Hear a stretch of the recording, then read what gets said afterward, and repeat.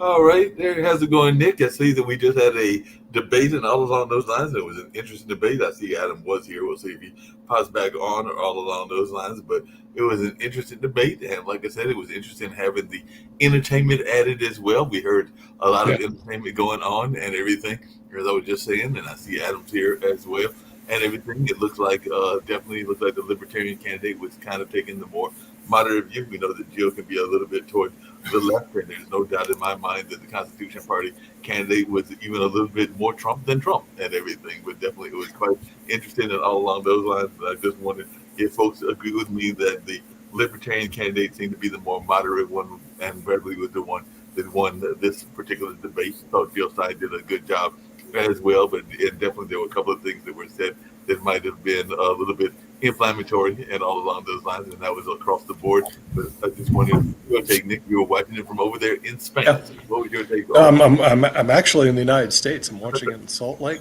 But let me tell you what my thoughts were. The Constitutional Party guy was right of Adam Lamparero and right of Shaquille and frankly right of Donald Trump. I mean, he was like right on the right side of the TV screen, and he was right wing. The Constitutional Party made Adam look like a flaming liberal. Okay, then on the left side of the screen, you see Jill Stein, and she was left of Kamala Harris. She was left of the Communist Party. She was left of everybody. And so it left you, after you got rid of Jill Stein and the other gentleman, it left you with Chase Oliver, who actually seemed to be the most reasonable candidate, sitting right in the middle, and he was the libertarian candidate. But yeah, I did see it, and I thought he actually did the best job of all of them, so I would give him the win on that. But again, I'm very biased. I'm not, I can't buy into the right wing nuts, and I can't buy into the left wing whatever it was. So I think it was Chase's day, and I think he did a great job. And I'm actually glad they put this on because I'm really getting tired of the two major quote parties that anoint people and they stick them in all the Americans' throat. So I thought this was a good debate. I thought we got to actually listen to some real topics, real issues, as opposed to the garbage that goes on with the Democratic and Republican Party. I So agree with you, Rick, Nick, and everything. But let's see, we're joined by the other founder of the network. The thing now of getting ideas, step away for a minute. So maybe they got to it during the time that I stepped away. But there were a couple of issues that I thought they would talk to about that weren't quite addressed and everything. Because I thought that they were going to do more. Because even to some degree, David had talked about it on some of our shows and everything about the homeless situation and all along those lines. But I didn't really feel that they really dug deep into that as much as I thought they were going to dig into that. And they did touch on the migration issue, and they took a lot of time on that. They took a lot of time on the whole notion around the economy and even a lot of things that are going on in the economics. But that was one that I thought might have gotten a little bit more play just based on what I've heard of people's complaints. I mean, even the main candidate talked about the whole notion of the economy and how it's impacting this and everything. So, Adam, did you watch the debate in this particular situation, and what was your take on that? I was also thrown off, and y'all know I'm in the entertainment game, so I love entertainment and everything, but I don't even know that David was expected that much entertainment because there was a lot of entertainment in between the acts and everything. So I don't even know that David was expecting that as well. And like I said, a lot of it was entertainment. There was activist-oriented entertainment. There was poets and others that are definitely in that activist space, and it seems that that's what Free and Equal is all about. But I just wanted y'all's take on that. So, Adam, you're a lawyer. You've done debate coaching. So, what did you think about this? Would you ever add entertainment to your own debates? I thought it was a very interesting debate, very original debate, and given the debate between, the last presidential debate with Trump and Harris, I thought it was just fine in its own way.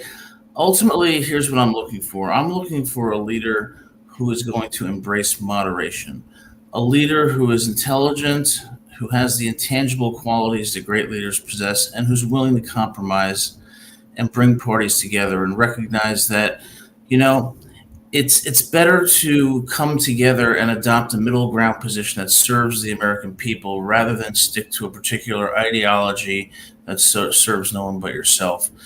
If we have a return to moderation in Congress and in the White House, we're going to start seeing the kind of progress that's going to benefit the American people on an everyday basis. Yep, Kim, you were watching. I think you said you were watching it with some friends. So, what was your take on it, and what did they think of the debate? And definitely, they did address some issues, and even some issues that you brought up on past shows and everything along those lines. So, what was your take on the debate this time around? I liked it. Like you, I was a little like with the entertainment going on in between. I'm not quite sure what that was all about, but I was impressed with some of it, especially the Native American Indian who did the prayer, which maybe I would probably have opened the show with that and maybe closed the show with that, maybe some music. But I thought. I thought the answers were good. I thought that people really gave solutions as opposed to just bantering back and forth at each other. It wasn't about their just their character. It was about how are you going to make this a better country, or just get us back on our feet again and keep us from slipping deeper into the well. So I was impressed. I thought the, Randall just kind of throws me off a little bit, but he gets on his podium. But that's who he is. And Chase Oliver, I thought he's young, but good God, he's got some passion. He's really, I think out of the three, he really wants to do something. Hey, Max, how are you doing? Happy birthday. Happy birthday, Max. Yeah, happy birthday, Max. Yeah. So anyway, I think that we do need a strong leader. I thought Jill Stein made some good, powerful answers, but nobody likes her. But I don't know why, but and of course, the issue is abortion, and I thought Randall could have been kicked off the stage for that, his answers, but those are his answers. I thought it was good. I thought it was healthy for a change, and again, answers that you need to hear. That like there are solutions out there, and I was impressed. Yeah, it was impressive, but one of the things Maybe it was impressive.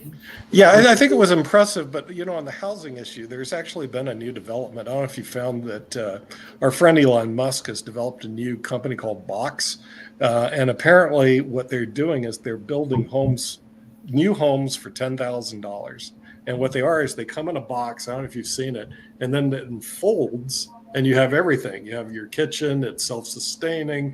It has. It's not big, but it's for $10,000. You're going to move into it, Nick? You know Pardon? why I think he's doing that? Because they know that there's not going to be any way anyone can afford a home after Trump's in Yeah. office. Yeah. But the thing is, at He knows $10,000, this, and at least they can make $10,000 off of. I don't know if he can make any profit at a $10,000 probably house. collapse and. Well, what happens? It comes in a box and it unfolds. So what it does is allow people, if they have a lot somewhere, to actually have a self-sustaining home at what I call a reasonable price. But that's kind of a one-bedroom home. Oh, thank you. And the thing is, but you're able to do is you can actually add more house. You can add more to it. So that's the one bedroom. If you for $40,000, you get like a 4-bedroom. Again, they're not big, but this is sort of the innovation. Well, Amazon is slowing those already. Have you seen them? Yeah, Amazon has those too. Yeah, I think Yeah. Amazon. Have you Okay. not seen it? Yeah. Well, what gets me is none of the candidates mentioned using innovation to start to eliminate the housing problem. None of them mentioned following the Finland example, which they actually have housing for all with a mental health facility attached. What just tells me their advisors are not on top of this stuff, because if their handlers were on top of it, they'd have the information like that, and they'd be out there explaining that these are the new innovations to do the housing. Instead, it was typical like, well, we'll figure it out somehow. But hey, Yeah, Nick, just- just really they're quick, just we have a like question for answers. Adam about debates, because he is a debate coach, if I remember correctly, and everything along those lines, and has done a number of these debates and everything. One thing that I was impressed along those lines, and definitely I was not impressed in the 2 presidential debates and everything, despite what was going on with the entertainment, is they seem to be very strict on that time limit, because I heard them literally fading the mics as soon as they got near the time limit and all on those lines, because Jill definitely did not Good. get her comments in, neither did the Constitution guy or Clay or a number of the other candidates. So I just wanted your take on that. Was that an effective method of doing the debates? Because I was impressed. I'm going like, yep, you run out of your time and everything, but you've done this kind of debate coaching.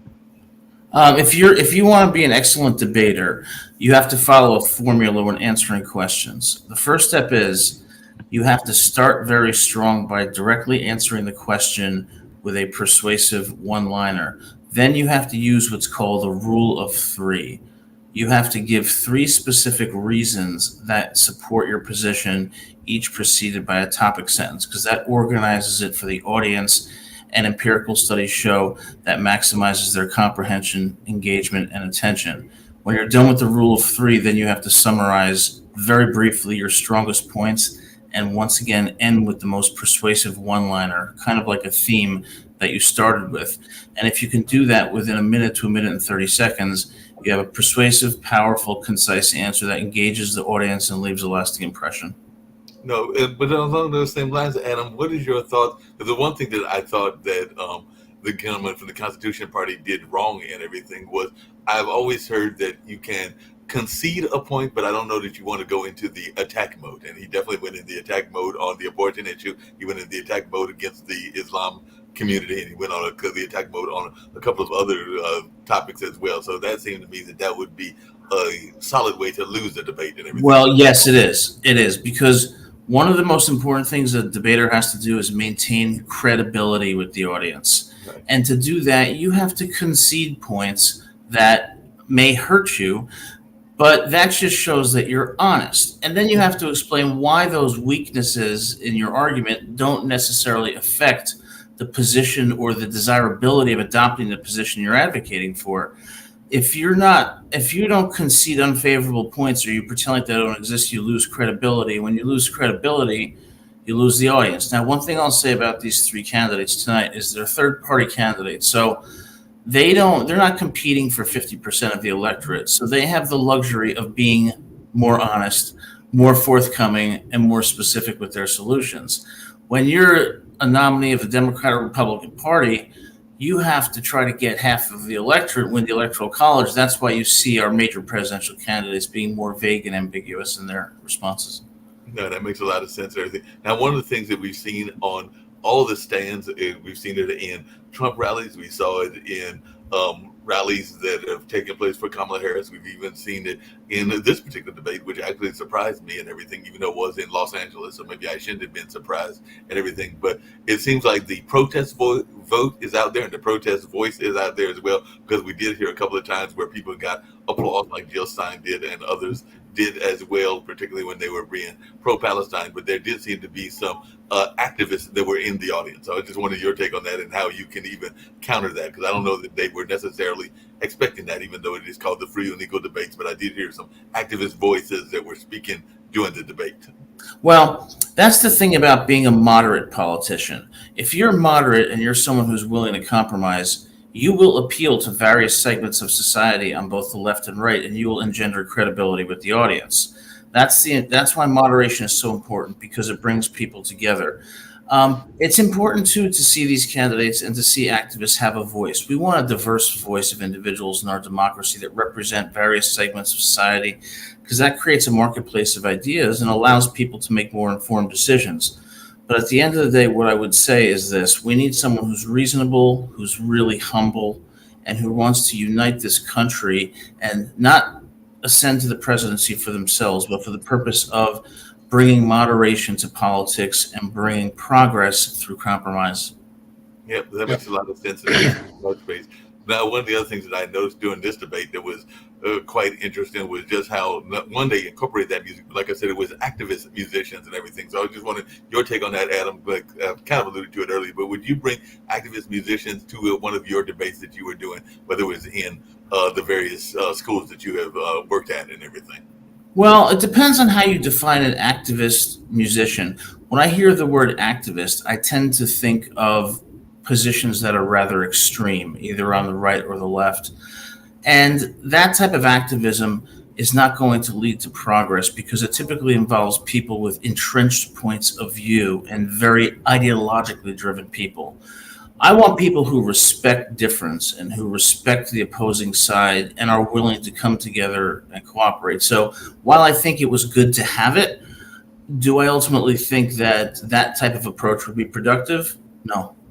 Okay, my thinking is it was just weird and it was a turnoff. And the thing is, I think they need to eliminate that part. I was trying to be diplomatic. It's like all of a sudden we're having a debate, and I had a lot of people with me watching. Okay, all of a sudden we're having a debate, and they're interested in the topic, and they get these people up there doing America's Got Talent.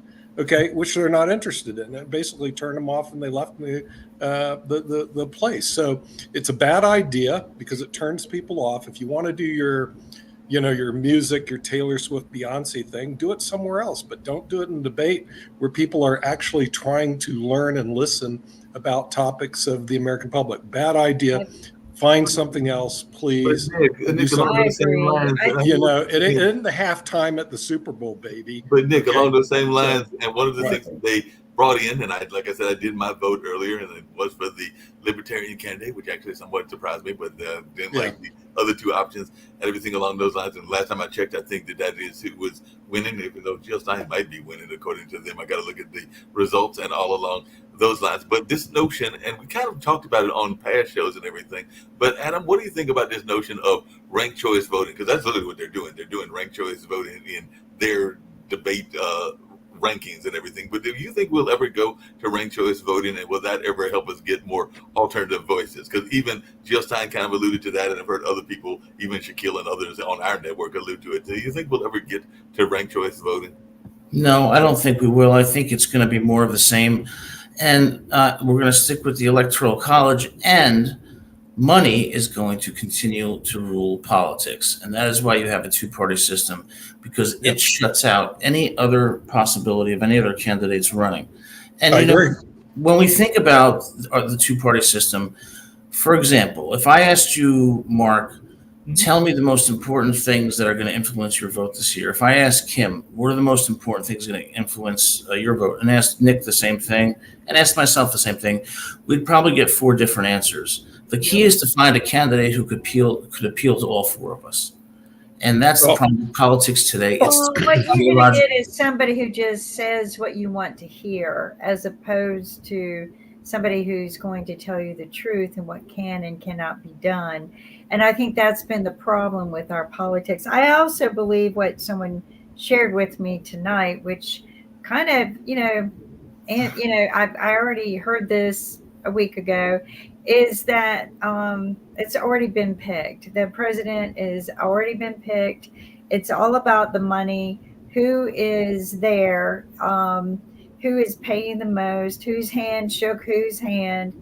So it's already done. It's already in the bag. I think that's the reason why Trump got so mad last time, because he was told it was already in the bag, and then he couldn't believe there was this absolutely no way. Because, I mean, they showed him time and again, even though everybody believed that there could have been fraud. I'm going to tell you what, after going through the polls this time, there's no way. Maybe they've tightened it up better, but there's just no way. There's no way anyone can go in and fake me. Or anyone else. So there's no way that anyone can go in. I mean, used to, they would have the sheets on the table. I could lean over, read, and even read upside down if I wanted to. I could do that. And get other names and maybe come back later. But honestly, now it's so tight. So I think it's already in the bag, just like somebody said tonight. They even kind of alluded that another person, 2 other people alluded to that 2 weeks ago. And I think it's always in the bag. It's who pays the most. And I think the electoral is the crooked part. No, but Kim, you see the bag and everything, but I know one of the things that Adam has brought up on past shows, other people have brought up on past shows as well, and you kind of alluded to it with the security and everything. But I know that here in North Carolina, we've got voter ID. My ID is actually expired, so I've got to get ready to go get one and then go voting either tomorrow or Friday and all along those lines. And that being said, they literally have told me, because people are going to say that you can go to the Board of Elections, that all I need is I don't need necessarily a voters, I don't need necessarily to bring my social security card. I don't need necessarily to bring my ID of any sort. They literally said I can go there, tell them my name, tell them my social security number, and they will snap a picture of me, and then I will have a voter ID. That is, seems to me, and I could be wrong, Adam, and everything, but that seems to me that is a system that is ripe for people to do fraud and everything, because anybody could come up there with my name and their last 4 digits, if they are smart, of my social security number, because that's all they said they needed was my No, last you have 4 to digits. show a photo ID. I had to show everyone. Everyone who came to the poll where I was at, No, they, but that's what I'm saying. it That's what I'm even saying. You have said to show- you have to have a photo ID. No, that's it. But the voter ID that you get, to get the voter ID, you don't have to show any of that. You have to show the voter ID, but to get the voter ID from the Board of Elections, you don't have to show a picture or any ID. And that's what it is here in North Yeah, Carolina. but they have a sheet just like they do there that shows, oh, Mark Lee, we have him registered at this address. And I mean, Yeah. because you have to give them some details. You have to There's give them going to be details. some. I've been voting for 40 plus years, maybe 50 years. And you know, move around.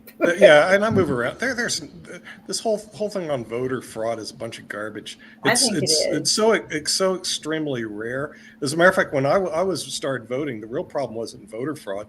It was people that were just frankly not interested in voting. In other words, No shows.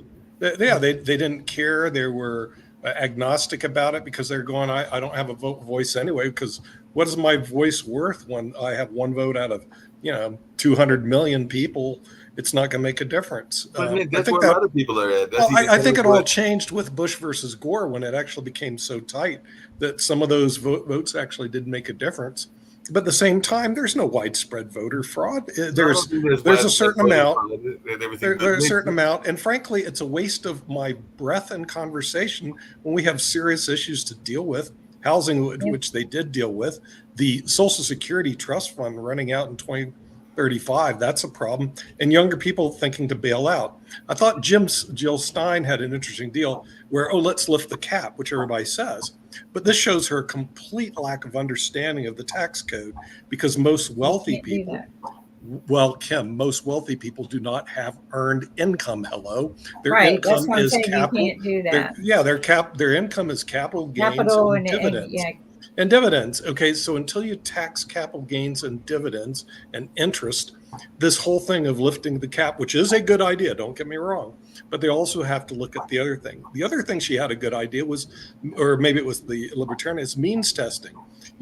Hate to say it, my grandmother was so bloody rich, she didn't need Social Security. My parents didn't need it, and they were collecting from a system which, unfortunately, because it was actuarially unsound to begin with, she never paid into.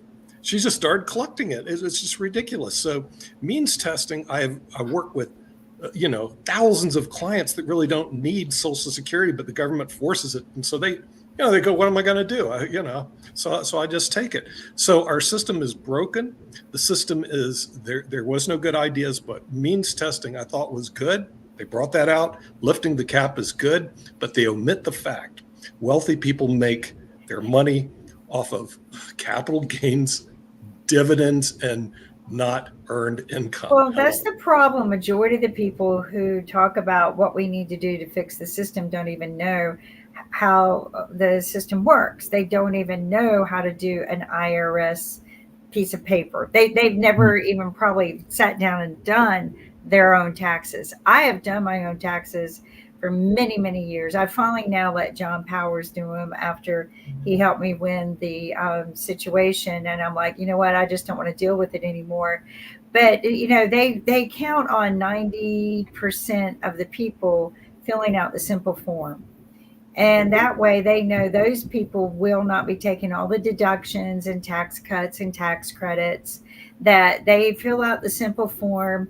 That's why they tax them the highest. That's the middle class, lower middle class, and middle class. I think there's like 4 tiers to middle class now, but not the higher middle class. They don't go after them because the higher middle class is going to hire somebody to do what? To do the same thing for them that the wealthy do. So I think that the people who are talking about what to do to generate more revenue for the taxes and to make things right, need to sit down and do the taxes. And I think when they do, they're going to go, Kim was right. We just need to go to a flat tax straight across the board. Because have you seen the new Have you seen the new tax table yet? Yeah, but I don't days ago. agree to the flat tax, because it is really punishing the low end people. No, it's because, not. Because the thing is, what happens is that wealthy people make a heck of a lot more money than the poor people do, and the thing But is, the wealthy people aren't paying taxes now. yeah, but the thing Yeah, is, I'm the flat not. tax the flat tax is not a solution, and so the thing is, but you have to It have is a way.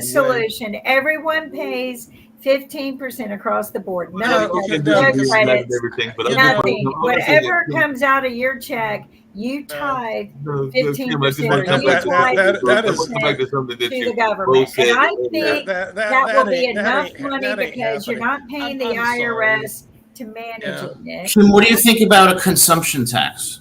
The consumption tax is what we have right now. It's called inflation. Yeah, a Because consumption tax the where Democrats somebody and their consumes it all. incredibly stupid Democrats decide they're going to Yes. print tons of money, and don't what it like does, it creates inflation, and that's a flat tax on everybody. Yeah, but So you know what consumption just taxes- created a bigger inflation? The tax cut Consumption China. taxes hurt the poor. And let's get real. Rich people have won since the Reagan administration. The rich people in the United States own 40 to 50% of all financial assets in the United States. 1% does. They own 50%. No, they own And- 80%. And right now. yeah, and then you go to the bottom 50% or bottom 40%, Adam, they own 1%. And the people that don't like it, they do like me. I vote Well, what with do you- my feet. I go to Spain. Did You know, I go, okay, Well, you guys in the you United know States that are the up to tax Spain. cut for every year since the TCJA was established in 2017, that the tax cut for the middle class was eliminated a little bit every year, and it will completely be dissolved by 2025. Yeah, So by and- 2025, there will be no more tax cut for the middle class. Did you know that?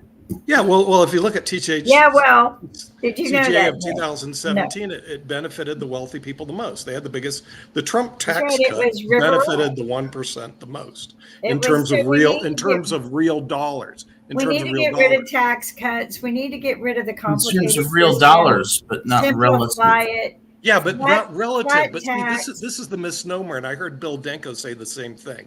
Okay, you got some poor jerk out there who paid a total taxes of $1,000, and so he saved 500. And the reason he paid 1,000, he's a poor jerk and has no money. And so you're saying, oh, he got a big benefit.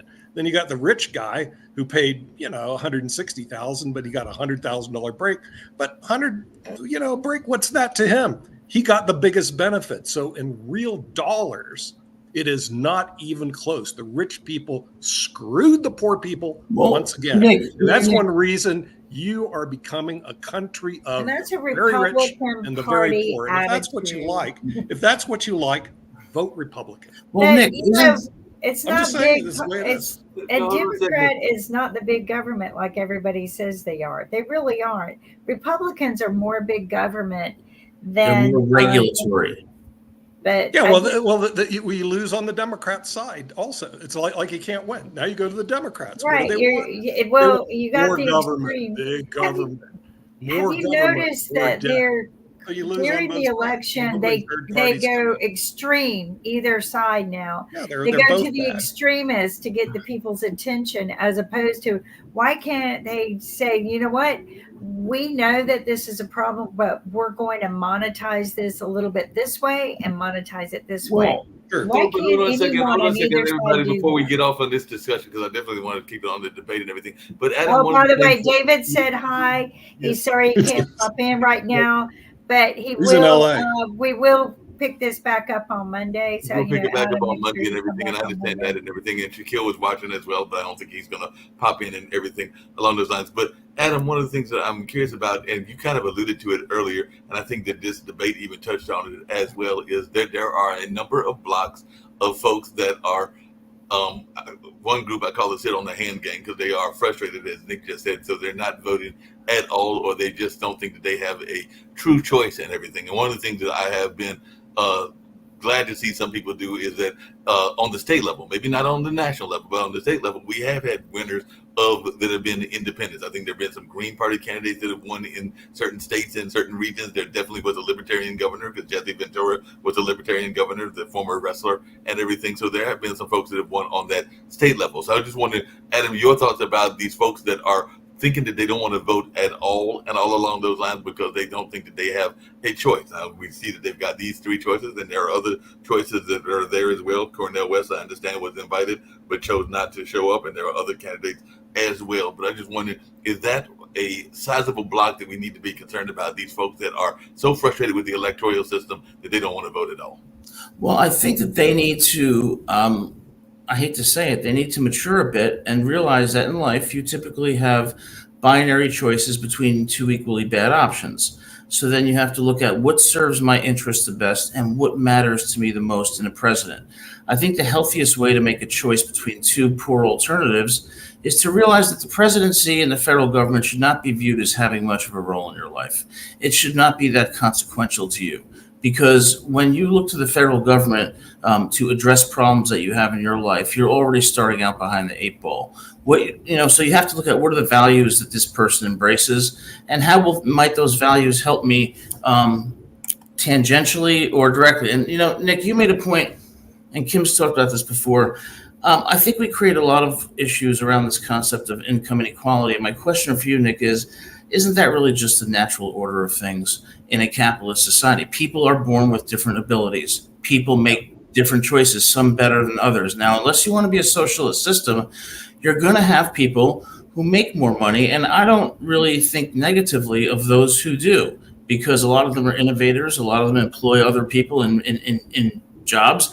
Why should they not reap the fruits of their labor? In a society where people are born of different talents and abilities, you're going to have inequality. And instead of constantly trying to solve a problem that can't be solved, why don't we just call it for what it is and try, instead of trying to fix something that can't be fixed? Okay, that's a good question. Let me address that question, Mark, just a minute, okay? Because there was actually a study done on it, Adam, dealing with what inequality was and what people thought it was. And they thought, well, the 1% have 25%, the next 25% have 25%, and then the bottom 50% have 25%, and it was fairly well balanced, okay? That's what people thought it was, but then the reality wasn't that way. So yes, we're going to have a certain amount of inequality, but it's the disparity. The 1% has 50% growing to 70%, and then the bottom 50% have 1%. So it's not inequality in of itself being wrong. It's the disparity of the inequality that's absolutely wrong. Cool. And this creates, actually, in the Middle Ages and even up till the 1900s, it created the wars. It created the problems that we've seen in the communist countries. We saw the problems in Russia that way. We saw the problems in France that way. It's because it's disparity. We saw it in the problems in my family that were royalty. We had our heads cut off, or we were shipped to America because we had all the bloody money. So it isn't really the disparity being the problem. It's the extreme disparity, which we're seeing in this country right now, which ultimately will lead to some very serious problems. Well, I think that in part the problem that causes all this division is that politicians foment this division by focusing so much on this disparity, which will only get worse as technology advances. Instead of focusing on disparity in income, why aren't we focusing more on quality of life? Yeah, well, I mean, that's kind of like the solution. As Marie Antoinette said, let them eat cake. So give them breads and circuses so they won't revolt. So the thing is, the upper classes idea for the 50% of the people that are watching this that only have 1% of the assets is we'll give you TV to watch. You can go watch Beyonce. You can go see your little trinkets.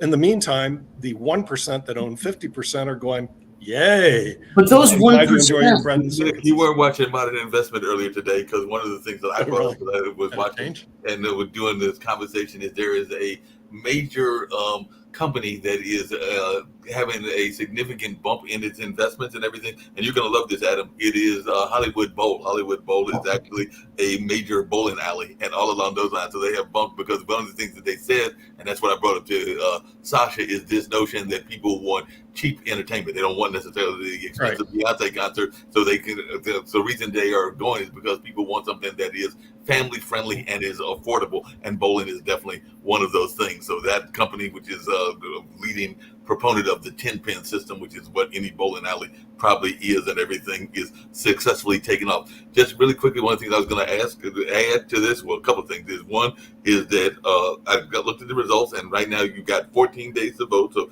you two or you three can vote as well. Or you Already have.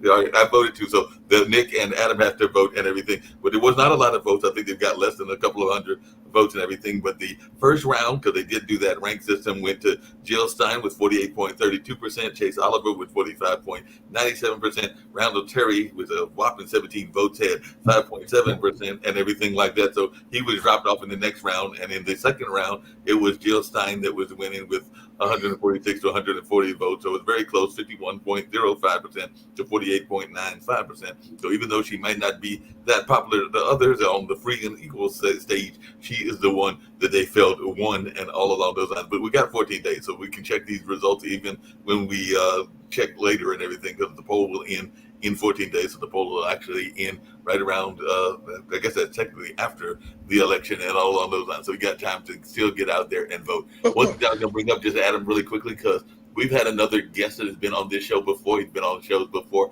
and everything. And I brought it up on one of our world editions, and it's kind of what I was going with, is this notion of studying the local campaigns and everything. So Jan Cromartie has been on our show and has been on a number of shows. He's actually running for Soil and Water Office here in Durham, North Carolina, where I'm based at. And actually he's doing canvassing, ironically, for Kamala in Milwaukee right now. But he was asking people to write him in as a candidate. So I don't think that he actually made it in and everything. So he's actually trying to be a write-in candidate. And sometimes that can work, sometimes that can't. But for a lesser office, you might actually be able to be a write-in candidate because it's soil and water. So you might even be able to get enough votes as a write-in candidate for soil and water versus being a write-in for the president. So your take on write-in candidates, Adam, because like I said, he's trying to run as a write-in candidate for that particular lower office. I think that local politics in many situations is more powerful than politics at the national level. And I think that you're more likely to have kind of the kind of grassroots support that will enable you to get elected at a local level. And I think that that's a good thing because we want to give opportunities to people. But here's what I don't want to do. I don't want to take any more of Nick's money. I think Nick is doing just fine and he earned his money. I don't want to take Kim's money. Kim's earned her money. She's very entrepreneurial. So there's going to be disparities. I don't have a problem with disparities because the root cause of those disparities isn't, as many people would say, discrimination or systemic issues. It's the natural separation that occurs between humans of different abilities. So how do you remedy that? You remedy that by having a strong middle class and a strong quality of life, but not by vilifying the wealthy. And one of the problems in our politics is we similarly paint politicians with a black and white brush. All right, Donald Trump is not all bad, nor is he all good. Kamala Harris is not all bad. She's done some good things. If we start looking at people with a little bit more of humility and a little bit more understanding, you're going to see that people are more reasonable. But today we've become so simplistic and fueled by a media that is so corrupt that we tend to paint these political figures as caricatures and divide ourselves into tribes between good and bad versus right and wrong, when the fact is nobody's really 100% right or wrong or good or bad. And we need to start coming towards moderation in the middle if we're going to be successful as a country. But wasn't that part of the problem with the debate? And I'm just going to pick on the guy that was with the Constitution Party and all along those lines. Because if you paint this notion that everybody that is pro-choice or is anti-abortion is fundamentally evil, but that's basically what he was saying, that everything. Yeah.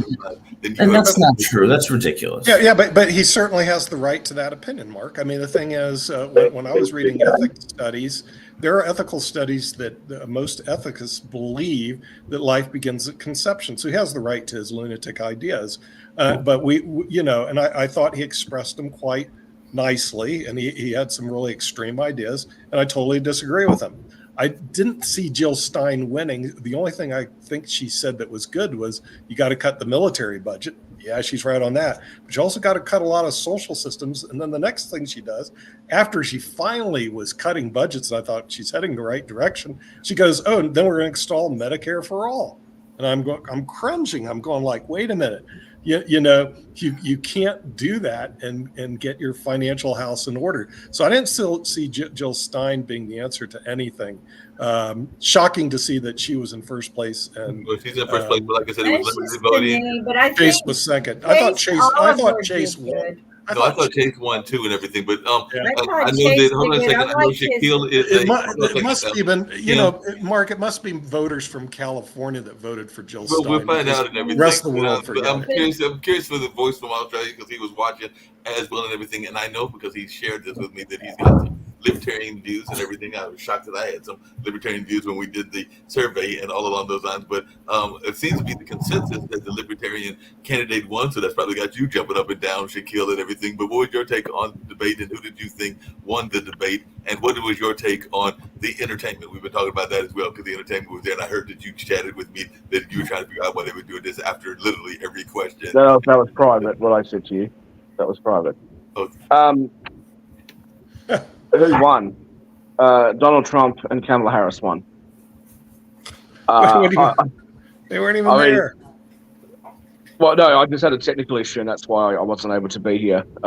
Stuff, the whole No, internet but just what went do down in my you area. mean they won? That's what he's saying. They weren't there at the debate. So how did they win with this particular debate? Oh, because I thought all three of them were just. Personally, I just thought all three of them were ridiculous. Jill Stein, I don't know why everyone's talking about how great Jill Stein is. I mean, her ideas are, bureaucracy is really bad, so let's have Medicare for all and have more bureaucracy. She talked about climate change. I understand you're a greenie, but climate change is not the cause of every single problem. I mean, right at the beginning, she talked about rent control. And one of the reasons that when she was asked about how to deal with affordable housing, he cited climate change as being part of the reason why housing is unaffordable. What are you talking about? So I thought that was ridiculous. Chase Oliver, yeah, I mean, I'd love to be able to say that libertarian ideals won out. I mean, there was a lot of things that he said that I could kind of agree with. But to be honest with you, hearing him talk, I was like, yeah, there's a reason that nobody's on your side at the moment, because I don't actually think he was particularly libertarian in a lot of his views. And as for Randall Terry, look, if you want to be a pastor, go be a pastor. Thank you. Yeah, I Sitting agree. out there and with what you say. delivering a sermon from there, and every single thing that he talked about. I mean, he was asked. I've got some notes here. He was asked a question about abortion, and look, I appreciate and respect the fact that there are Christians that have strong views on this. I think that's fair enough. But he said something along the lines of he started quoting the Bible and started saying, if you spill blood and this and that, you're spilling the blood of man and all this sort of stuff. I'm like, dude, who are you pitching to? You might as well join the Republicans, but I think that he's a bit extreme even for them. I the would very agree. interesting thing. And you know what? The thing Shaquille said, when she said rent control, I just about lost it. It shows how stupid she was because, like I said, the guy, Elon Musk, has already developed a house, a compatible house for $10,000. Elon didn't develop it. It's been out I know for he a long took it from time. Fox. I understand, but Elon's behind it, and so he's going to put He some muscle buys behind them. it. He But buys that is a things. way to He solve doesn't- the housing problem: is Think about build more houses. Hello, Jill Stein is an idiot. You don't do rent control. You build more houses. Now she did briefly mention that. You can Don't go to get me wrong, Amazon but rent right control now. will not But work. then Chase You Oliver, can go to Chase Amazon Oliver, right now, Nick, for $8,000, and this Yeah. is what you can buy. Well, Let me that's what I'm show you. saying. That's what you need to do to solve the housing You problem. don't Kim. need Elon for it. You don't do rent control. Rent control is So idiotic. Chase Just Oliver don't was do it. asked a question, or a question was asked of all of them about Here, I border wanna security, share about the this rates of with you. immigration, things like that. And Jill Stein, her answer to that was that you need to stop causing immigration by having wars, and stop the sanctions, etc. Stop sanctions on Venezuela and Cuba, and the climate crisis is causing it, and stop the drug wars, etc. And then again, this is the question about immigration and the border. And then she says, what we need to do is we need to legalize cannabis. What are you talking about? Then she goes on to say that that the drug imports are actually happening in America, not by the immigrants, but are happening by Americans. Again, what are you talking about, right? To which Chase Oliver, the great libertarian, which I thought I was reasonably libertarian with some limits, Chase Oliver agreed with her. And Chase Oliver says, oh, you know, the wall, it's ugly and it's violent and it's this and it's that. And if it's a 20-foot wall, we'll have a 22-foot ladder factory and all this sort of stuff. And then he actually went on to say, I wrote this down, so I was just so surprised, that immigrants contribute, you know, this sort of stuff. And they were talking about the low birth rates and, you know, etc. Look, if you want to have immigration, fair enough. I've said this on other shows. You have got a problem all over the Western world at the moment with falling birth rates. I think that it would be nice if the government did something to try to help young people to get married and have a family. Okay, or even if they're a same sex couple or whatever, let's help them to be able to afford to be able to have kids. Maybe that would be a step in the right direction rather than giving up on millennials and, you know, Gen Zs and saying, hey, you know what, we're just gonna bring new people in. It doesn't make sense. And secondly, the idea that you want to bring people in because it's going to help with food production and all that sort of stuff, I don't like that argument. But if that's the argument you're going to go with, make the immigration available to everybody. Don't just make the immigration available to those people that have crossed the border in the last 2 minutes. What about all the other people that want to come in? There's an inherent unfairness there, and I think that it is well worth noting that the something like 80% of them are projected, if given amnesty, to become Democrat voters, and that's going to change the electoral outcomes. And there's no question in my mind that's the reason why Democrats are doing it and the Labor Party are doing it. Well, you know, our immigration. Jack on something. I want to bring this up because he said to make it so that people can afford to have the children. And I think that's the biggest problem is these people come in and they want, no abortion whatsoever. They want these women to have babies. They call themselves pro-lifers, but there's no pro-life in that child's life whatsoever. They don't care about what happens to that child after they're born. What are you going to do? Give them a sippy cup to move into? I mean, come on. You know, people can't afford a house as it is. Now you're telling women if you accidentally get pregnant, you have to take care of the baby. You know what? I get what he said, you know, that this life is life, but they kill babies through IVF all day long. They slaughter them, flush them down the toilet. And, you know, the Supreme Court has said that those are babies too. But don't sit there and tell me that you're pro-life, and don't tell me that you're for the child when there's no life for that child after they're born. So, Jack, I agree with what you said.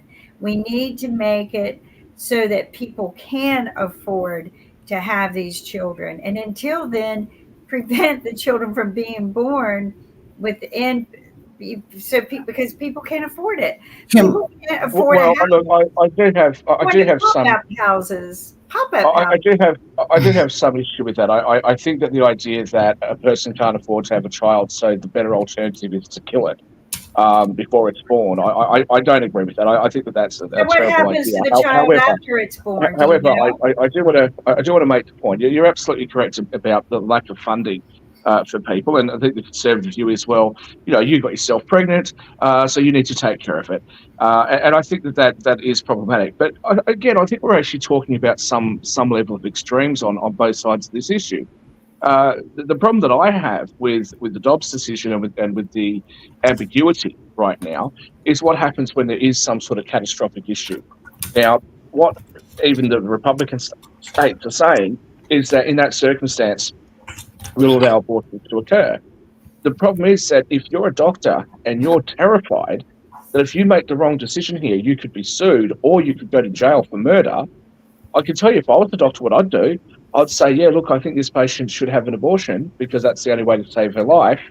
But I'm not going to do it. I'll get one of my colleagues to do it. And my colleague is going to say the same thing. I'm not going to do it. I'm not going to, because they're too terrified of what might happen to them. And that is where you start to experience some of these other issues about, them bleeding out and all that sort of stuff. So I will renew what I've said. I'll renew what I've said before.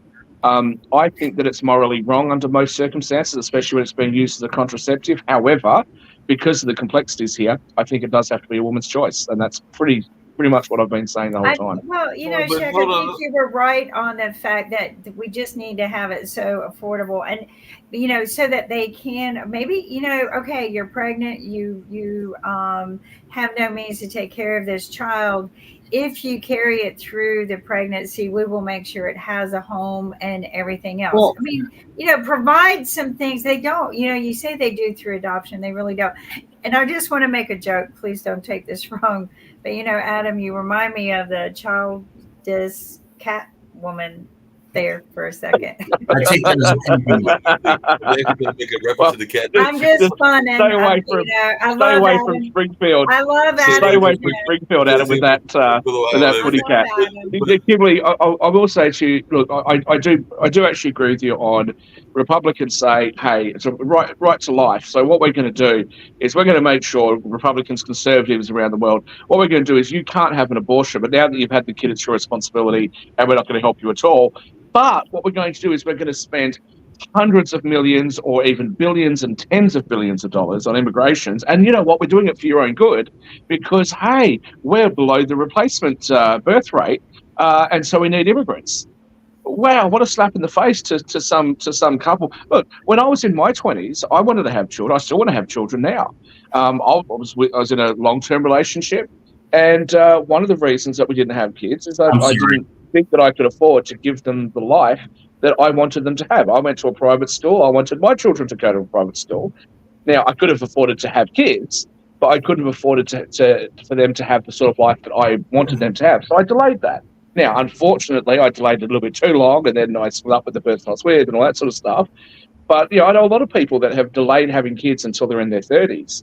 And for women, unfortunately, you've got the biological clock. So if you wait too long, it becomes harder and more complicated to have kids.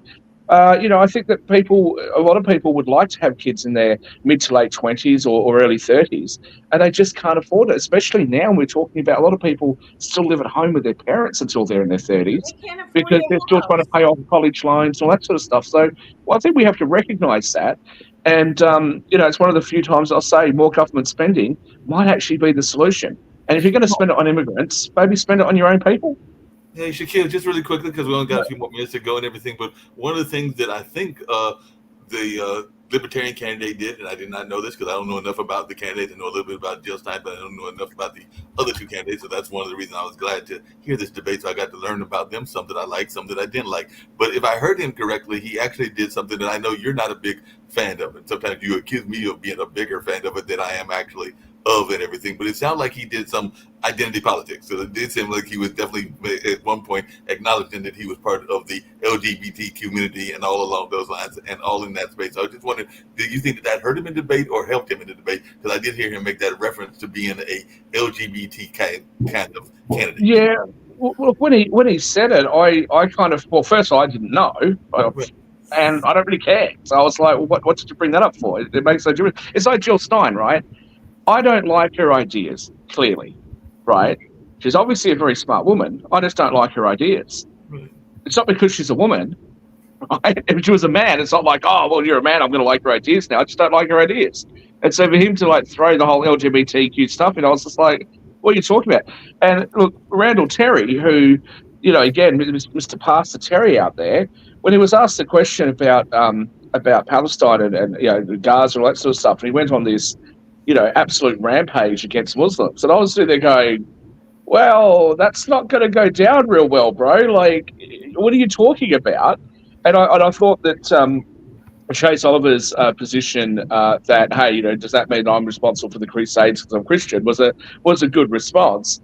But then the way that Jill Stein responded with, shame, and free Palestine, all this sort of stuff. And I was like, look, again, it's a divided issue, and you can't possibly claim to know what the answers are. But I thought that Randall Terry's answer was getting on the extreme side of things, and he might be well reminded that Christianity and Islam have very few differences between the two of them. You actually read the scriptures and you actually look at what they both believe in. They both believe in Jesus. They both believe in the Virgin Mary. They both believe in the three kings. You know, they believe in all that stuff. One of the primary differences is that they believe in Jesus as a prophet instead of being the Son of God and God at the same time in the Holy Spirit. But then when he starts talking about, well, you know, that they're all pedophiles and they want to live their lives like Muhammad, it's like, yeah, no, that's not what they are advocating for at all. Unless you're talking about extremists and terrorists and stuff like that. So, and I think it was in the context of that Chase Oliver brought up the LGBTQ stuff, and I was like, dude, like, I don't care. And if you're a libertarian, the people that are on your side don't care, because if they're anything like me, it's like, do what you want. It's your house, your bedroom. I don't care. I do want to actually just say one more thing, if I can, about abortions and sex, and that was that Chase Oliver said that there should be universal over-the-counter contraception available. You know what? Maybe it's just something that slipped me when I was in the United States. Is contraceptive not available over the counter to everybody? Because it is in Australia, it is in the UK and Canada. The Republicans voted to take it away. So I just want to do a point of information about the LGBTQ community. Leonardo da Vinci, who's one of the most intelligent people ever walked the planet, was gay. I thought that was me. So, no. Leonardo da Vinci was gay. So was Michelangelo, who was also one of the most intelligent person who walked the planet, and so was Raphael, and so was Botticelli. So the thing is, if you go back into the old masters, they were all gay, you know. And back then, though, there wasn't much. It was illegal, but the Italians were going, oh, well, they can paint well, and on they go. So yes, Chase Oliver is gay, but I thought he did the best performance, and he also had the best ideas. It was much better than Jill Stein, and much better than the clown to the right of him. Can I just make my objective and intelligent opinion? Can I just make a point about that, though?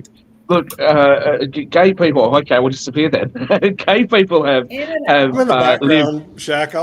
Gay people have lived. Well, we're wrapping up a bit. So, gay people have lived amongst us for all I would suggest all of human history.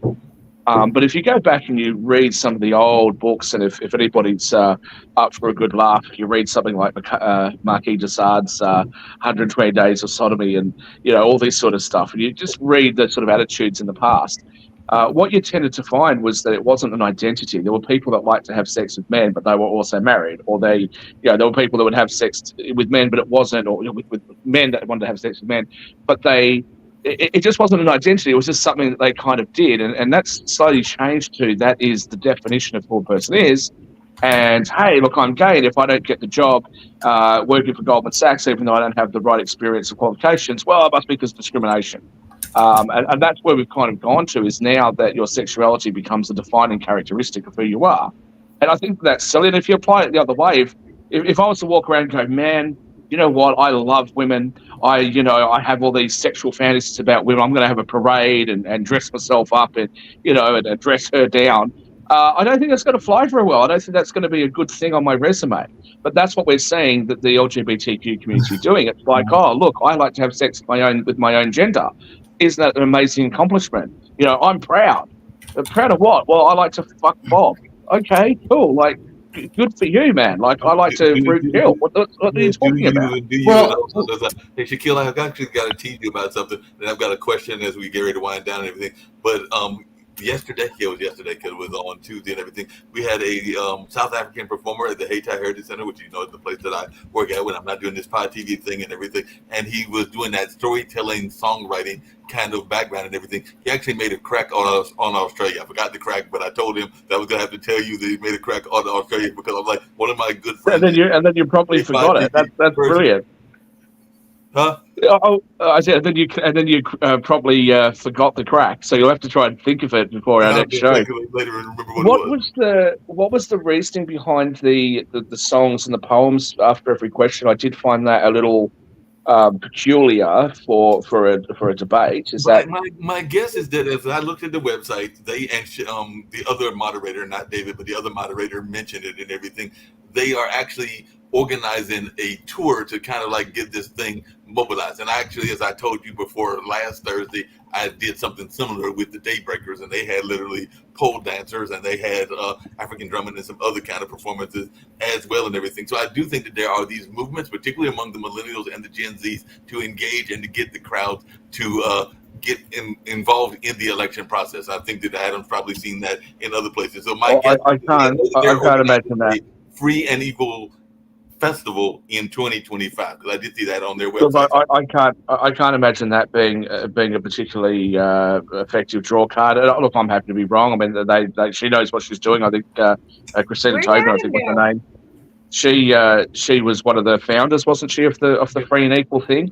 But it's interesting because free and equal was something that Milton Friedman talked about. But my concern with having that sort of music is that, you know, the guy from Hawaii that came on and talked about Indigenous people, etc., it can inadvertently introduce politics into something that shouldn't be political. It's a political debate, so the actual hosts themselves need to be non-political. And lastly, I will say, I thought the host did a substantially better job than any of the mainstream media did in their presidential debate. So perhaps David M. Walker, especially, who we all know I'm biased towards, and I think the world of him, perhaps CNN or Fox or MSNBC or CBS who did that debate, perhaps they should employ David M. Walker to be a debate moderator, because I thought he did a brilliant job of it. I agree, but I think just bounced off and everything, and I know we're going to wrap up, but I just had a great new idea and everything along those lines. I'm hating that Adam's here, gone. Hopefully he'll come back and he'll hear this part of the show and everything along those lines. I think that Adam's cat Fidel needs a Pod TV show and everything along those lines. So Kim and Nick, y'all are the founders of the network. Can we give Adam's cat Fidel his own show and everything? Because the cat definitely had that cuteness quality. Don't get me wrong. I'm still waiting for my show, the reverse cougar, the male cougar that Kimberly had suggested for me to make up for that woman. So I'm still waiting for that to happen. Have you seen the cat cafes they have now? They have cat cafes, and you go in and you pet a cat and drink coffee. There's one in Chapel Hill. They're not even Kimberly, your cat. I'm going to send you. Just remind me after we get off the show. I've got to send you some of these animal cafes in Japan. I don't know if you've been to Japan before, but it's incredible. They've got like otter cafes and cat cafes and all sorts of different things. And you go in and they've just got all these weird, wonderful animals in there. But as I said, if we do a show for Adam's cat, we'll just try not to beam it into either Springfield or to beam it into any Republican viewers, because they might be concerned. They might be tempted to do something horrible. Okay, well, I hate that Adam just totally went offline. He's trying to get back in, so I don't know what happened. I noticed that his screen was having problems. Well, I need to probably sit down and work with him. I heard he's. So we had a car accident here, and it was fairly minor. It was a minor accident, and I don't know why, because we've got fiber optics in the street, which is obviously under the ground. So I don't know why the internet was shut off, but the internet was shut off, and then I go to use my mobile phone, and the cell towers were all turned off as well. So that's actually why I was late coming in. So maybe he's having the same issue. If the landlines get cut in any way, then your towers go down, right? So because I built but we don't. But this wasn't a PTSN. So what happens is, but we're not in a PTSN area. Everything here runs through the optic fiber, right? And they are completely separate networks to the mobile towers. So I'm not sure what happened, but the fiber the towers probably use the fiber backhaul. So what happens is if that fiber is cut in any way, and people don't understand, it can be nicked. It doesn't take long to repair it. That's what's great. But if it's nicked, that's it. So if somebody went in and was doing something near it, you're absolutely right. But in this particular area, I don't think that's the case, because this has happened before and the mobile towers have kept working. So I don't know what's happened, but something's happened, and I don't have my Starlink here because I gave it away to my mother who was traveling, so I couldn't use Elon Musk's technology, so I was stuck without any communication. Technology and everything. And Shaquille and Kim, just really quickly, because we are going to wrap it up, and we've got the 10 o'clock news. I actually won't be there because hopefully Rick or somebody else will do the opening. I'll try to sneak in, but in literally about 10 hours, because I'm going to have to give me some rest and everything, I'm going to have to do a presentation, ironically, about urban renewal and everything with Hood. And they will be at the Hayti Heritage Center. So Mark, if you can give me a video of that, I would love to have that uploaded. We'll see what we can do about that, because I'm not sure whether it's going to be like a walking presentation, in which case there won't Mark be any does video. As a final thought for me on the debate candidates, Jill Stein, to me, I think that she's got a home in the Democrats. It might be a more progressive side of the Democrats, but I actually think that she has a home there. They don't like her. Well, I know they don't, but I mean, see, in Australia, we've got the Labor Party, and they're in a coalition essentially with the Greens, and that would seem like a natural thing. I do agree with them about ranked choice voting or instant runoffs or something, in order to give third-party candidates more of a chance that people can say, look, I want to vote for you, but I'm not going to because I don't want to throw my vote away. If you had ranked choice, something like that could be something the United States can look at. But as I said, I think that when you listen to her talk, some of the things that she's saying is in line with the Elizabeth Warrens of the world and Bernie Sanders of the world.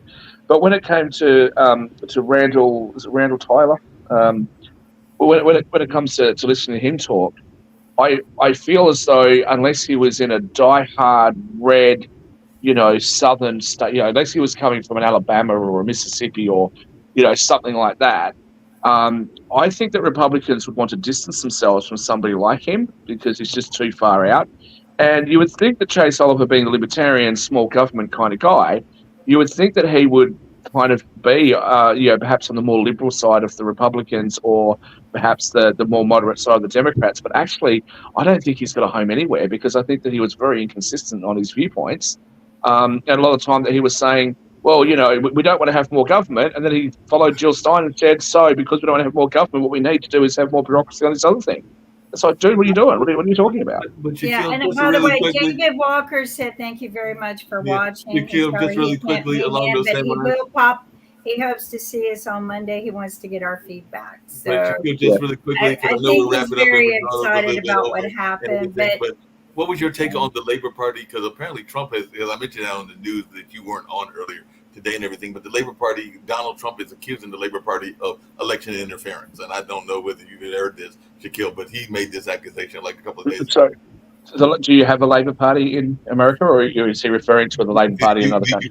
The London Labor Party. He's accusing the London Labor Party of election interference. Well, look, I wouldn't go so far as to say it's election interference, but quite frankly, I try to be fair to both sides, and I said coming up to the last election in the UK that Keir Starmer was definitely going to win and the Labor Party was going to win. The Tories had done a terrible job. Having said that, the UK is just disintegrating as far as I'm concerned. I think that they would be well served to start focusing on their own country. You've got 9,500 millionaires and billionaires that have left the UK. You've got all sorts of social upheaval. You've got people that are afraid that if they post a meme, they're going to go to jail, which is overstating what's actually going on, but they're afraid of that. You're seeing riots and protests all over the place, and then they're sitting there complaining about what's going on in the United States. And quite frankly, my side of politics, the Tories, former Speaker Bercow, when he was the Speaker and one of the best speakers I think that the UK's ever had, basically refused to allow Donald Trump to address Parliament after he won the election in the United States, which I thought was terribly wrong. I acknowledge that some other presidents hadn't either, but in his interview recently, he talked about Donald Trump's character and all those sorts of things. And I'm off the view that look, I understand, appreciate, and accept that people will focus on his character and come up with a bad opinion of him. I appreciate that his let's call it bravado and his sort of over masculine aggressiveness is off-putting to a lot of people, and his caustic nature. But it is still an opinion, and I think that a country, especially an ally of the United States, really ought not weigh in on politics. So if that's what the Labor Party is doing in the UK, I think that they should maybe look closer to home. Because I'm horrified. Look, I'm not. When I go back across to Europe, I'm not going to live back in the UK. I'm going to go to Ireland, okay? Because I look at the UK and say, look, there's nothing for me here. You guys are destroying the place. So maybe they should focus on that, especially in a post-Brexit world. Yeah, that makes sense. Adam, just really quickly, because I had mentioned earlier as we're getting ready to get off of here and everything, what is your thoughts around, what do you want me to ask HUD? Because HUD will be in my other job and everything, so I'll meet a lot of the HUD officials, which is housing and urban development. So do you have any advice or anything that I should ask of them? Because it'll be a lot of the HUD executives that'll be there. We've been talking about housing. So you got any advice for me to pass on to them? Two things. In the last week, I was in New Jersey visiting my mom and there for a court case. Two things happened. I got 2 ballots in the mail, one for my dead brother and one for my dead father. I found that to be problematic. The second thing that happened is I was walking around my hometown, which I really love, and I found the house that it was the house of my dreams. It was not a big house, but it was beautiful. It had an awesome, big porch and a picket fence, and it was $996,000. And I said, well, shit. How am I going to afford that? And I think those two things in a nutshell are a microcosm of what Americans are concerned about: election integrity and the ability to live a happy and secure life. Well, So I'm definitely going to be I talking to don't them know about what that. political party that your family is with still be getting the cards, but I know that my father-in-law, we received his card for 20 years, and he was still on the list when I would go, because used to, when you go in, they would have the list printed out and you can kind of lean over and you can see the names like when you're there checking in, and it was all done alphabetical, right? So, and I had his same last name and I could read upside down really well. So, I'm like, oh, you still have him on here. Oh, and you still mail us his card. So I'm sorry, and they do things different now, but I couldn't check to see if my husband was still on the list. And I still have his voter's card, but they haven't mailed a new one. So, and they didn't mail me a new one this year. So I don't know, but they have a hard time. You're right. They have a hard time taking the deceased off the list. They really do. Yeah, I agree. What's the T-shirt that I've seen that perhaps Adam might need to have it to say something like "When I die, please don't let me vote Democrat" or something like that. So it's in your trusty hands there, Adam. I'll address your HUD issues very specifically, though, Mark. I think, look, tariffs. I'm on the fence about that as a blanket tariff. Not a great fan of that for Trump, as I've talked about before. It can end up hurting exports. But the threat of a tariff, hey, maybe.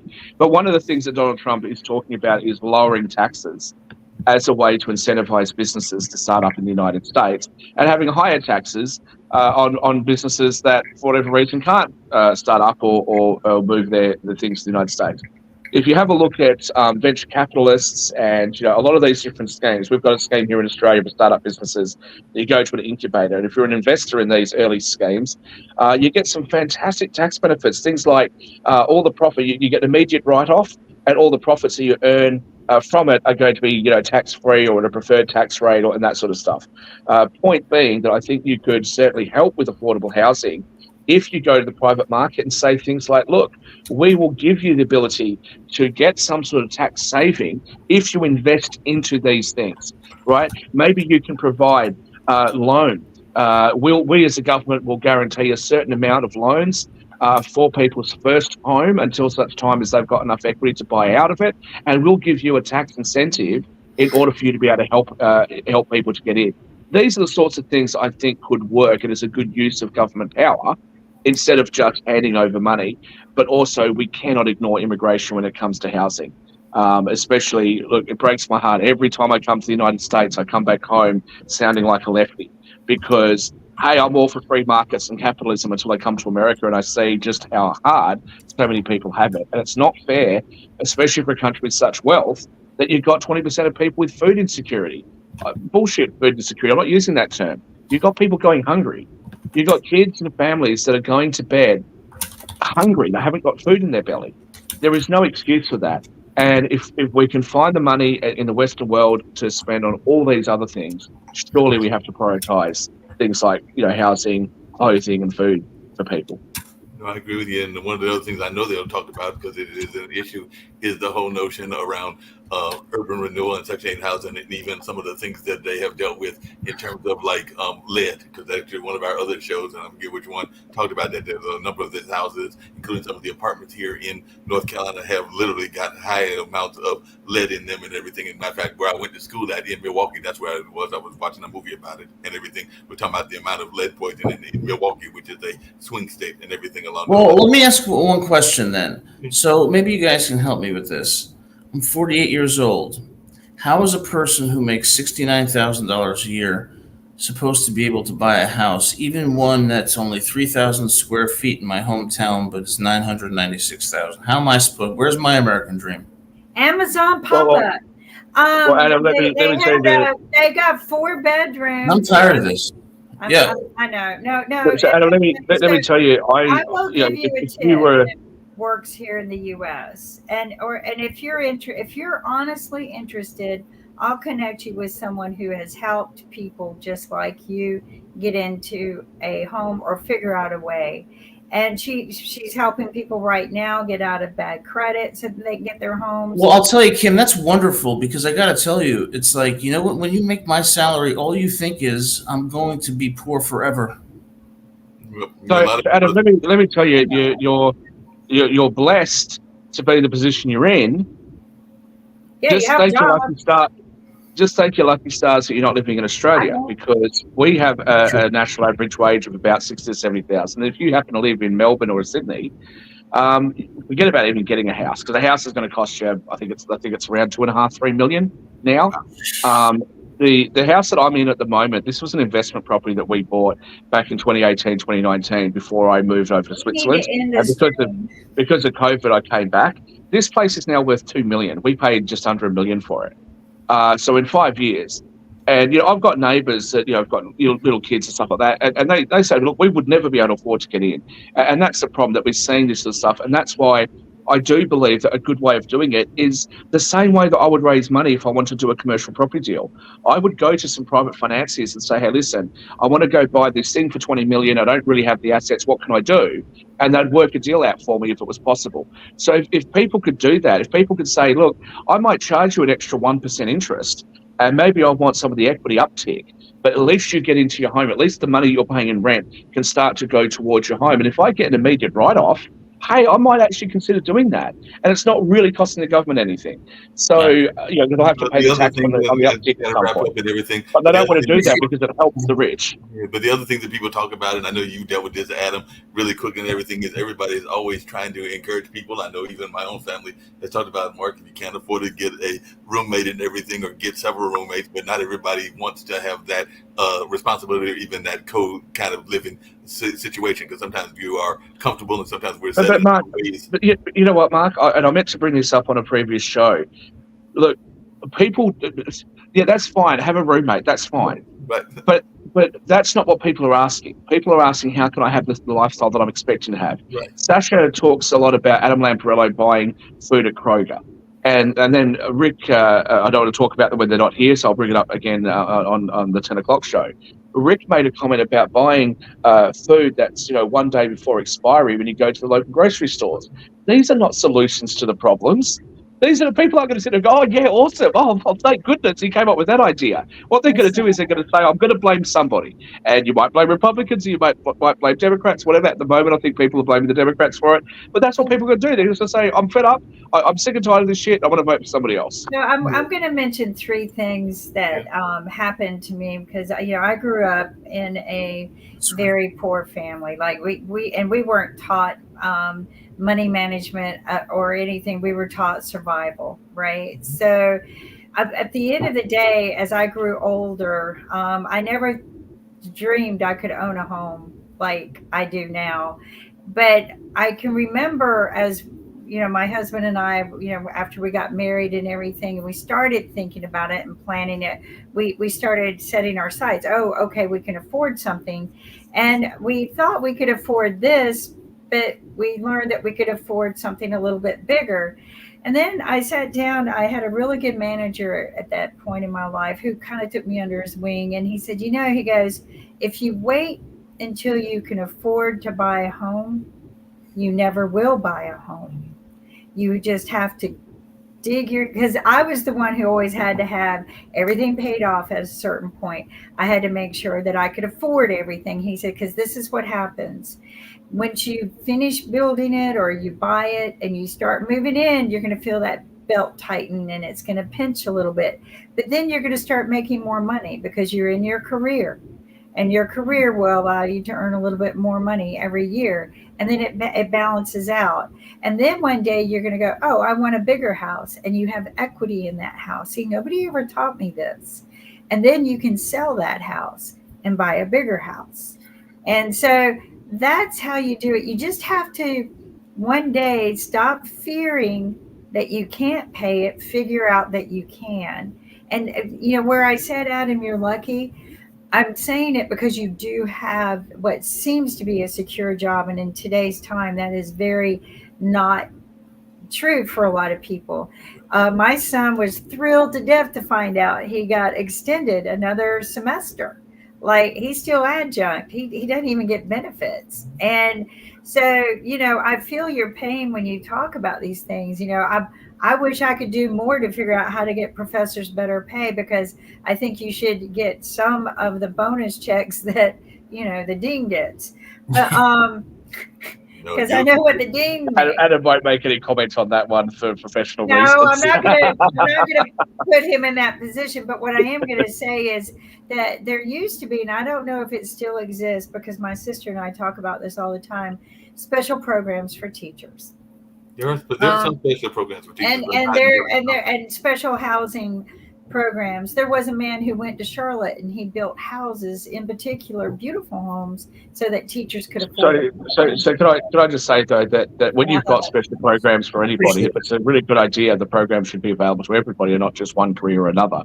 But I do want to address something that you've brought up and Nick's brought up, our disappearing Nick has brought up in the past. That is financial literacy. Why aren't we teaching it? We tried. Nick and I, we might. Maybe one day we'll go back to that. We're talking about some. Yeah, shows. But why are we teaching it in the school system? Is what you guys are referring to? Well, that's what David Walker and I got. I think that there's a big part, without me trying to sound too conspiratorial. No, right. There's a big part of the people that actually who are wealthy that say we don't want people to be financially literate, because if they're financially literate, they'll push up asset prices and we can buy it relatively cheap because people don't know what they're doing. Well, but it was interesting. I was very interested today to hear about the complaints about private equity buying up all the homes. And look, it's a legitimate complaint, but it's a free market, so what are you going to do? But what I would say, in line with what you were just talking about, private equity doesn't use their own money to go buy these homes. They borrow it, and they let the equity build up. So, you need to look at that. You need to look at investing in a similar way. And what I'll say, very unfortunately to somebody like Adam, is you might want to consider buying an investment property whilst you're continuing to rent. Buy one in a cheaper place. Make sure you've got a reasonable yield, because that rental yield adds to your income. You get the tax deductions on the property, then you can buy another one, then you can buy another one, and then eventually you can actually get in to a more expensive city like New Jersey. And I actually said this about 15 years ago to a really good friend of mine over in Perth. And I spoke to him a couple of years ago. And I was like, oh, how's it all going? He goes, oh, you're absolutely right. Learn the tax code, learn how to depreciate the assets, et cetera, et cetera. I said, how many properties do you have? He's got $30 million worth of property. I feel like an idiot because he's got more money than I've got. And he's got some debt against those properties, and he's earning like $100,000 a week in rent or something. And I'm like, what? Like, how does this happen? Here's another one, Adam, because you live in a college town. Hold on a second, because we do need to wrap up. But you live in a college town where it's easy to find renters, and Shaq hit a point. I agree with you. But my son, like, his house is, upstairs is a complete living space and downstairs can be a complete living space, right? And so it's two separate sections. So if you're renting out the downstairs, you can. He's also got, he got lucky with an acre of land, so he can move tiny homes there if he wanted to and rent them out. That's where with investors, they need to look at those things that are going to help them get yield. But for example, I'll talk about financial literacy. So, we know that you buy something in the wholesale market, you sell it to the retail market. The smaller persons you're selling it to, the more you're going to make. If you wanted to invest in something, buying a nice big ass house somewhere close to a university or college is a great way of being able to enhance your yield. Because while you would have only gotten $500 a week, you can rent out each bedroom in your 5-bedroom house for $150 a week, and you can make $750 because those students are looking for something a bit cheaper. Okay, well, then let me And so ask that's you the sort of thing that you Just really look at. quickly on those same lines, because I know some You people can that have done pay that your here in- mortgage. Can we let I know Adam some people respond that have because done he's been that. trying to say something for a minute? Yeah, I've known some people that have done that in Durham for a number of years, including some friends of mine that have rented off part of their houses and have made some ways of making their income and all along those lines. To your point, Adam, and everything, I really feel for my adjunct professor friends, because you're not the only one. I've got some of them that have been adjunct professors for what I think is way too long, because I think that there got to be a better tenure track. Because I've got some friends that have been adjunct professors literally for decades and everything along those Right. lines. You can always marry rich. I think we should let Adam actually say something. Yeah. And I'm not Yeah, available This to is my get married to question Adam. to you guys is, so think of it from my perspective, where let's imagine I'm making $69,000 a year, and I say to myself, I'm going to be really frugal and I'm going to save 25% of my income every year. Well, you know what? 30 years from now, I'm still going to have like what, $400,000? Blah. So there's no way out. There's nothing that I'm going to be able to save. But that's Adam, why you don't. have That's to why you have don't do it that way, right? $400,000 to buy a house. That's why you don't do it like that. When people tell you to save up for a deposit, it's ridiculous. And if America's very similar to Well, then maybe Australia. I'm If you not look- financially literate. if you look 30 years ago, 34 years ago when I was growing up, people would say what you should do is you should buy a home which is 3 to 5 times your annual income. Well, you can't get a home in New York City for that. Okay, so what you really need now is 3 to 5 times your annual income as a deposit, so people give up. What I will say is, look, if you're earning 70 grand a year, you're paying 15, 20,000 in taxes every year. What you want to do is you want to find a way to capture those tax dollars and put it into something. And that's why I said before, you need to look for other types of investments. So whether that be a real estate investment in another state, which you are renting out to somebody else. It might sound very counterintuitive, because why would you have an investment property when you can't afford your own home? It's because you can't afford your own home, but you can afford to buy, a $100,000 condo somewhere else. Okay, so you look at that, you start capturing those tax dollars, and you can look at other assets as well that That's you a can. great you can idea. use. And what ends up happening is you cut your own taxes, you add to your own income. That makes you a better risk for the banks. And then as the equity builds up over 5 years, for example, then all of a sudden you can go to the bank and say, look, I want to go buy a house in New Jersey. It's going to cost me $1 million, but I've actually got, $600,000 in equity in the properties that I've bought. And they go, okay, fine, we'll give you a 100% loan, because we'll also take a lien over the $600,000 of equity that you've got. So that's a way for you to be able to get in, That's great which has advice. become Thank you. very, very difficult to do these Really days. quickly as we Well, wrap and, up you the show know, and the everything. richest Hold on a second, Kim. people I know did that, and I will say this: I worked with a guy for years, and layoffs were prominent in our industry, and he decided to take all his 401k, cash it out, take a risk, and buy his first house, and do exactly what Shaq was talking about. Give us a He great advice and bought a everything. house and rented it out. Made Just money remember, on that and bought another one, made money on that. Now he doesn't have to be employed. 5 houses was his marker point that he could that's pay some great for advice. his own And home. just remember something as well, that if Hold you've on a got second, 5 everybody. houses today that's worth $1 million each, then in 5 years' time, you're going to have a portfolio that's worth, or 5 or 10 years' time, you're going to have a portfolio that's worth $10 million. You're going to make a 7% yield. Hey, you're making 700 grand a year, right? That's well more than I think most people, would know what to do with. So, if you're really clever and you want to trade the markets and do all the stuff that Sasha and I do, that's fine. But you've got to remember that property is something which is preferred by government. They have all sorts of special tax treatment. They've got all sorts of special rules around property. And most of the world's wealthy, coming from Western countries, have made their money out of real estate. They don't make their money from bond trading. They don't make their money from options trading. They don't make their look. If you're a genius and you invest in the tech sector, fair enough. But most of the people that are wealthy, they didn't just buy stock in Google and see the stock go through the roof. What they've done is they've had normal jobs and they've accumulated and acquired a property portfolio. And the best way, just to repeat myself, the best way to do that is to look for properties, multi-family dwellings, or families that you can turn into a multi-family dwelling. You're looking looking for the higher yield. You're looking for the place that you can put 5 students into and get, and get 50% more rent than if you just, bought a house for that same thing. Sacrifice some capital growth in return for that rent because it adds to your income. Those are the sorts of things that you need to do in order to be able to have a more affordable life. Great Anybody advice, can do it, guys. but not A lot of everybody can. people Hold I on a second, interviewed really did quickly, that. you're right. I have an Back up. article I wrote Right. in our we had a magazine at one time, Nick Yeah, and I did. yeah, We had a we- magazine and a TV show. We'll talk about And that we later wrote on. on that. We interviewed the people on, and people do it several different ways, whether because either you need property management or you have to manage the property, but it has to be managed and taken care of. You need good attorneys, and you think, oh my God, I can't afford all that. But these guys did it from scratch, just like Shaq's saying, start a lot of out people with can the do it idea from that you're not scratch. moving in. Really good you're advice. renting. Yeah, a Thanks, lot of guys. people can do it from scratch and everything along those lines. A couple of things I've got to say. One is that Do we're both. doing that ourselves and everything. Is we're looking at some property that my dad was thinking about turning into a retreat center. So me and my brother are trying to figure out whether we're going to continue that idea as he's been having some of his health issues and everything. So we got to meet with him to see if we're going to keep it as a retreat center because it is some physical property that hasn't been developed and all along those lines. So that's something that we are exploring and all along those lines. I've actually got a crack on you, Shaquille, just slightly and everything because you said about the dollar bread. There is a place here, I think it's 9th Street Bakery, and they sell that dollar bread and it's quite popular and everything. So that dollar bread can actually be good because sometimes it's much better than you think it is